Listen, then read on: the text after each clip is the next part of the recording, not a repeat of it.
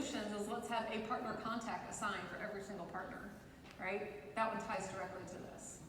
Up here I had another one modeled out that had to do with the sales team would go into these sales calls and they wanted to present the right solution to a customer, but the data's in two different systems and because of the two different organizations. So the salesperson would have to go look over here and then go look over here and then say, here's a great solution for you, but they have to do this on the fly. So guess what?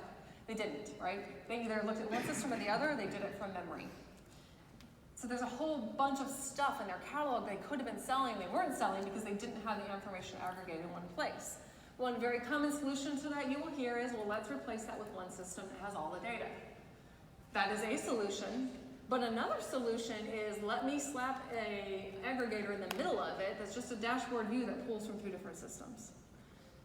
Guess what? They're going to get that solution a lot faster if they go that route than to replace the whole system, right? But this allows us to start to see, is that even important to do or not? Because we can connect it back to the business value, right?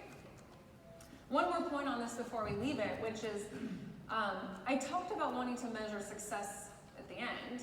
Well, I really want to measure that all along, okay? And if I'm going to do that, I need to know up front how to measure that success so that I put the right things in place to measure it. It's logical. So where we can look for those is in our business objectives model. The problem with a business objective is sometimes you can't measure whether you met it or not for sometimes multiple years down the road.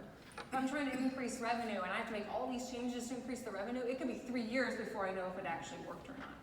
So what we want to do is look for interim things along the way that we can measure instead to see are we on track to delivering that overall one. Right, so some examples of this from our project were how long does it actually take the sales team to find the content? Measure it now, measure it in a quarter, measure it in another quarter. Let's look for some increase or decrease, I guess, in time to find it. Number of people that the partner interacts with each quarter.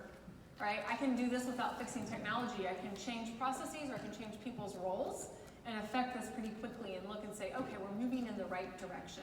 And then employee satisfaction, I'm going to come back and talk about that in a minute because the employees involved in your company are one of the biggest risks. So we'll talk about how to actually measure whether that risk is coming to fruition.